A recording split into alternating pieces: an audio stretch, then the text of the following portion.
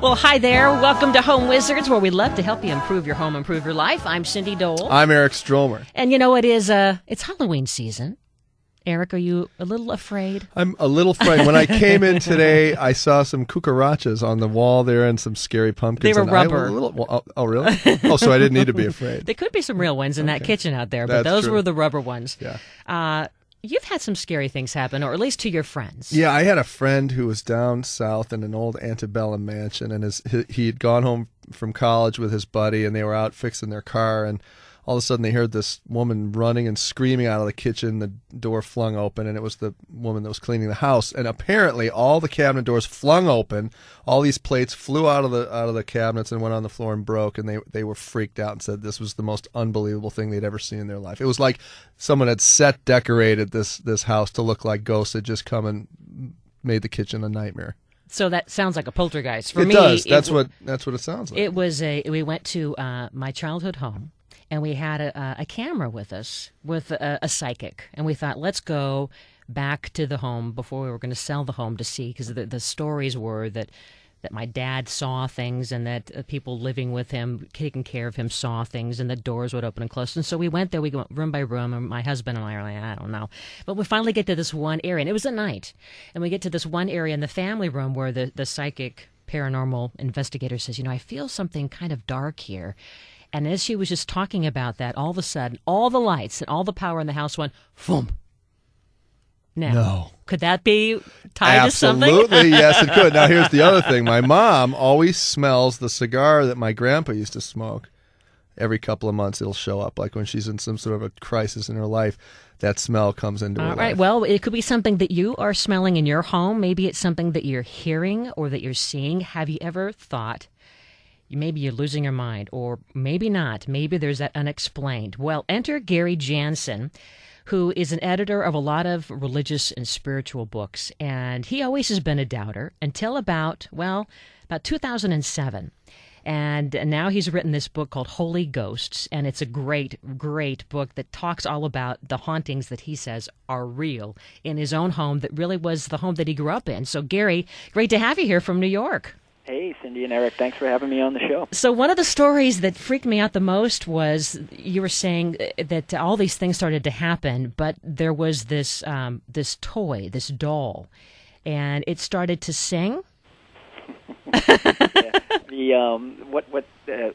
Basically the events or the haunting, as I described it, it begins in March of 2007. So these strange things, like how you have symptoms for a common cold, like itchy eyes, sore throat, and sneezing. Well, we had symptoms of a common haunting. So there were odd noises and the sound of feet shuffling around and strange electrical anomalies. And but one thing that would really freak us out was that my son's toys would turn on and off by themselves. And this was the electrical toys, that battery operated. So he would have an electrical car that would turn on and then turn off. And then you would think, well, that's just a kind of a fluke, so we'll change the batteries and we'll see what happens. And then all of a sudden it would happen again, and then you get a little freaked out, throw the toy out, and then another one would take its place. And then one night, my wife and I are just kind of paying bills, and we had the baby monitor on in my son's room, and we hear this kind of strange moaning over the baby monitor. Now, you hear strange things on baby monitors all the time, but this sounded a little creepy, so we went upstairs, and there was this Kermit the Frog doll that was in his room, which was just talking and moaning, and it turned out we never even thought it had a voice box in it. And so it was one of those creepy little things, and on its own, probably not such a big deal, but it kept happening over and over and over again, and had never happened before March of 2007. And that Kermit the Frog didn't have a battery-operated voice box? Oh, it did actually have a voice box in it. We never knew it had a voice box. So here we are. We walk into the room and we hear this kind of almost growling, this weird, low-sounding noise, which you would probably hear from a toy that whose batteries are dying. And so we walk in and we hear this, and both my wife and I look at each other like, "Did you know this had a voice box in it?" We had no idea. And so a little bit creepy, and probably on its own, not a big deal, but there are just so many different events that started happening that stacked on top of each other. So it's coincidence on top of coincidence on top of coincidence that just made us think, there's something there's something weird going on in here. Okay, so I have 3 kids, right? So I step on the toys at night, or one of the little things will start laughing or giggling at me, and I know that it's the sound that I hear during the day, and it scares the bejesus out of me. I will say that. But what was the next series of events that really led you to feel that your house was haunted? Well, in March of 2007, really the first event was one of the most startling, which is I went upstairs to go get my son a pair of socks. We live in New York, and it was March, and it was a cold night. My wife was going to put my son down for the night, but she wanted me to go upstairs and get a pair of socks for him as she was dressing him downstairs. So I went upstairs, and I walked into his room, and his room is kind of dimly lit. There was a nightlight in there, and he's ready, he's soon going to be up in the room. And I felt something unlike I had never felt before, and I felt as if I knew my wife and son were downstairs, but I felt like there was something in the room, like in the corner, watching me, standing right behind me. And I thought, oh, it's a burglar. Oh, my God, And then that quick, like, almost as if you're walking through the woods and someone steps on a twig who's behind you, and you turn around instantly. That's what I felt like. And but there was nobody there. There was nothing. So I shrugged it off and went to go get my son the socks, and as I turned to leave, I felt, the only way I can describe it is as if someone had an electric glove and started rubbing the length of my back, and I had this strange, cold, just electrical sensation that ran through my body. Now, I hadn't eaten a York peppermint patty, and I hadn't stepped on any kind of electrical cord, but there was this thing just like seized me for like 10 seconds, 20 seconds, and 30 seconds at the most, and it was the freakiest thing I ever felt. And then it just disappeared. And by the time I made it downstairs to give my wife the socks, I forgot about it, and I would have forgotten about it, except that it happened the next day, and then the next day, and then the next day, but only in my son's room. And so you and your wife are going, okay, what's going on? And was she believing you, or was she thinking that you're crazy? Well, my wife had been going through kind of a difficult time at that period, and it was really a few months, actually, before I confided in her that I was feeling these things and sensing these things. Oh, so you were trying not to burden her with your own feelings of being afraid because she had her own situation going on. Exactly. So it wasn't until months later that I realized, when I finally confessed and said, look, you know what, you're going to think I'm nuts, but I have to tell you this. And then she said, oh, my God, I've been experiencing strange things as well. And she, just on the flip side, didn't want to burden me with what she thought was just her imagination. And talk about the toothbrush, too, because that's kind of creepy. The battery-operated toothbrush or the electric brush that just in the middle of the night or the day. Yeah. It would switch on, and then and basically that happened toward the very end of the haunting, and the haunting lasted for about a year. I mean, it was from March of 2007 until March 2008, and right before the culmination of the haunting, all of a sudden these lights started going off in the house. My electric toothbrush started going off. You started feeling these strange chills, and it was one thing after the other, after the other, after the other. And when you're already a little bit creeped out, and then your lights start flickering off, and then your electric toothbrush starts going off. And yes, this could all be electrical anomalies. There could be something wrong in the house, but we had the house checked. There was nothing wrong with the house. And the fact that we had been going through this haunting for about a year just kind of put a capstone on everything. And so just frightening stuff. My wife is like, you better fix this, and fix this quickly. So we're only halfway through this story, aren't we? Oh, yeah. There's more. There's obviously more to come here. There's a lot. There's a lot to this story, which is why, part of me wanted, even to this day, we look back and I say to my wife, and I say, did all this stuff really happen? And she said, yeah, it really did. And I think a big part of writing the book was to share that experience. Okay, hold that thought. We want to share more of the experiences after this quick interruption. We're going to go to the break, and when we come back, more with David Jansen, who, for real, has lived in a haunted house. Eric Stromer, Cindy Dole, our spooky version of Home Wizards continues next on KFWB News Talk 980.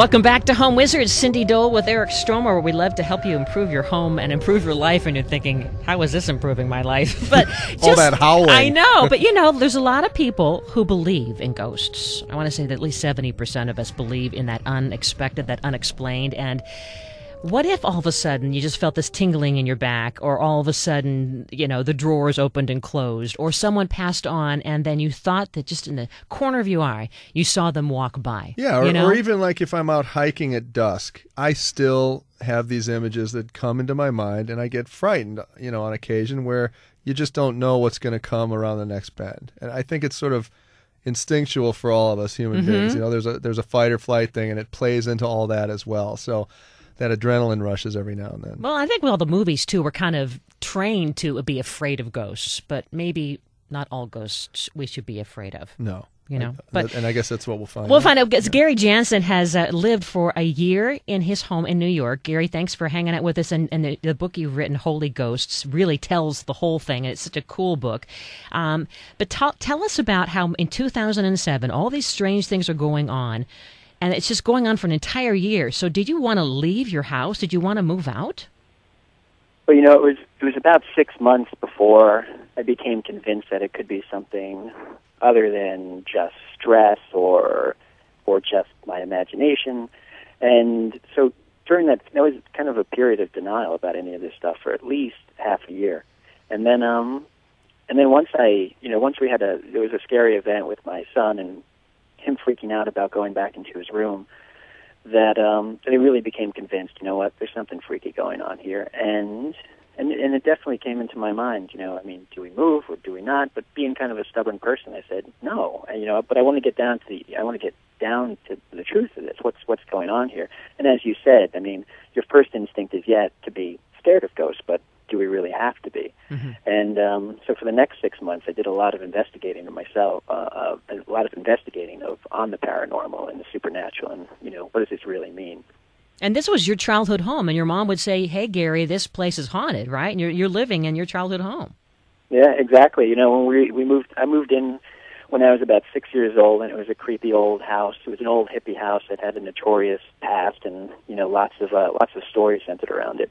And but when we moved in, lots of creepy things. When you're a kid and 6 or 7, and moving into a new place, it's scary to begin with. But you'd hear strange noises, you'd hear rappings and tappings, and whispers from people, or just whispers from people who weren't even there. And then there was this big sound of breaking glass that would happen in the house quite a bit, which I found out later on is a sign of poltergeist activity, where you'll just hear the sound of disembodied glass breaking. And there'll be no evidence of anyone dropping a plate or, breaking a window. And that happened quite a bit while we were growing up. And Gary, would your mom reveal stories that she'd experienced before this whole thing came in your life with your own kids? Yeah, absolutely. When I was 7, my mom said that there was a very particular ghost, a woman who lived who died at the beginning of the 20th century and moved, and basically was in the house and would walk back and forth from the picture window to the front door. And I remember asking her, should I be afraid? And she said, no, you don't have to be afraid. This is just, she's here. You don't have to be scared. I'm not scared. She's not bothering us. We don't have to bother her. We'll just leave her alone. And she would tell these stories, as I was growing up. I never really believed it. I had 4 sisters, and my dad was a pragmatist and a realist, and was someone who didn't believe in this sort of thing. So I kind of sided with him just for the fact that he was the only other guy in the house. So I believed, my dad very much, I really kind of steered toward what my dad believed, which was, this stuff is just, it is what it is, and the house is making noises because it's an old house. So, there goes that house. Yeah, again. and I know from my own experience with my kids, what you do is you just simply deny things to keep your kids calm and make sure that they're not afraid. And then you start to shut down all of your own perception just because you're trying to convince yourself there's nothing to be afraid of as well. And that must have dragged out a couple of months, obviously, is what you're talking about. Yeah, absolutely. My mom on the other hand never seemed to be afraid of this stuff. It was just that was her reality, and for my dad, it wasn't reality. And so, growing up, I just was someone who just became, a doubter. I was a skeptic. So, who are these ghosts? Do you know who they are? Well, I ended up reaching out to this woman, Marianne Winkowski, and Marianne Winkowski is she's the real life inspiration for the old TV show The Ghost Whisperer, and she was able to discern that I not only had one ghost in the house, but I had two, and there had been an older woman who died at the turn of the 20th century, 19th, 20th century, and she lived, basically hung out downstairs by the picture window, moving from the picture window to the front door. I had never told her anything. There was nothing to find out about me on the internet at the time. She just said exactly what my mom had told us growing up. And then she had said, there's another spirit in the house, and that spirit's only been there for about a year. Now, I made the call to her in March 2008, and she had nailed the fact that it started, the haunting, the real, serious haunting, really began in March 2007, exactly a year. And she said that spirit had only been in there for 1 year and was quite a bit upset with me. And so why do they pick specific houses? It's always based on the person or the property itself? I think, there's a whole bunch of theories. So, Marianne would be someone who says that, a ghost doesn't necessarily haunt, where they grew up or where they live. They may find a place that they like and they feel comfortable with, or they may, pick on someone that they don't like. If you were kind of a troublemaker when you were alive, you're pretty much going to be a troublemaker as you pass over until you go into the light, as she would talk about it. Mm-hmm. So if an earthbound spirit, so if someone was kind of a jerk as an earthling, when they died and they were earthbound, they'd pretty much be a jerk then. And same thing with, someone nice or whatever. So, there's lots of different theories. Did you talk to the ghost? It's possible, at least from what Marianne says, to have, spirits attach themselves to you. Gary, did you actually try to talk to the ghosts, or did you try to have them removed, or what did you do?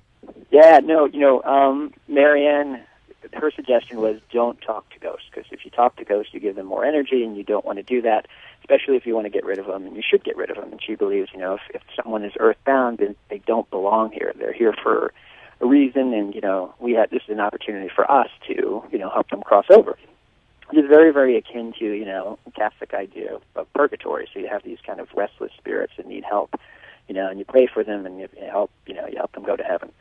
And so she said, don't talk to them. But me being kind of a silly guy would end up, doing things that I probably shouldn't have done.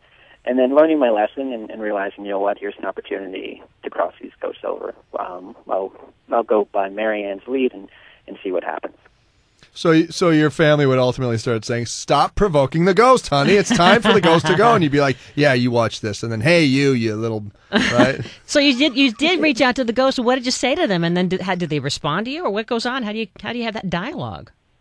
Well, it was really, in retrospect, it's kind of a bit silly, because there you are talking to nothing, and... So what would be the conversation that you, like, give me... I would get upset, I guess, and then, things would happen in the house, and I would respond, and then, and then things would get even worse. So, but Gary, what would you say? Give me an example. Marianne was right. Don't talk. Gary, what would you say to the ghost when you were mad? I can't say it on air. There was one time where there was, whether it was a waking dream or it was something that was going on when I was awake or whatever it was, but I felt, it's called old Hag Syndrome, the old legend, but the scientific phrase for it is sleep paralysis, and it's when you feel like you can't breathe while you're sleeping, or you wake up and you can't breathe and you can't move your body. And I felt like there was a presence in this room, this kind of dark shadow that was kind of pressing me down. And then I called out, just for it to stop. I actually said something that I can't say on air. And then when I finally came out of it and I was released from it, my son's electric car toy started moving across the room. Ooh. So the, that was one of the most frightening periods. And me kind of, if I could choose between being Fred from Scooby-Doo or Shaggy, I'm Shaggy the Coward. So it took me a while before I got out of bed and to deal with that. Well, don't go away, Gary, because we want to talk to you a little bit more. This great book he's written, Holy Ghosts. He has lived in a haunted home, and joining us next after the break, we're going to have a couple of paranormal investigator experts who talk to ghosts as well and help people communicate in return. You're listening to a very special, spooky version of Home Wizards. Maybe your home has been haunted or is, and you've just been wondering, are you all alone? Eric Stromer and Cindy Dole here. We continue right after this break here on KFWB News Talk 980.